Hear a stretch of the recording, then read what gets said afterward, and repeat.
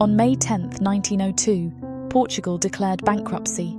This once global colonial empire had defaulted 4 times in its history. During the 15th and 16th centuries, Portugal was a global empire and world power with territories across 4 continents.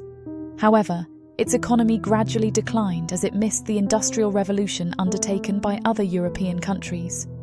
Unable to modernize its outdated local economy and overstretched in its efforts to retain its colonies, Portugal could not withstand competition from other colonial powers, suppress uprisings, and ultimately defaulted on its debts.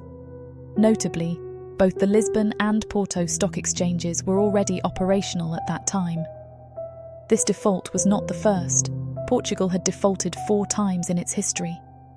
If you are wary of national defaults, stay away from South and Central America. Venezuela and Ecuador have defaulted 10 times each, with Venezuela taking the lead in 2017 by failing to redeem its bonds. Brazil, Costa Rica, and Uruguay have disappointed their foreign investors 9 times each. Even the United States is not entirely clean. Before the 1930s, its government bonds included a gold clause, meaning investors could demand payment in gold instead of money.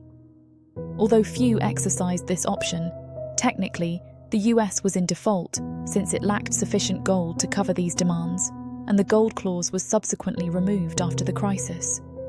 In 1979, the US government technically defaulted when it failed to make timely payments on 3 bonds due to a technical glitch.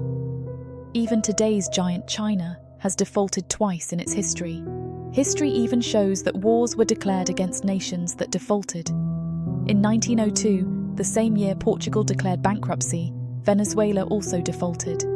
Subsequently, creditor nations such as the United Kingdom, Germany, and Italy declared war on Venezuela. They sank Venezuelan ships, blockaded ports, and bombarded the coastline.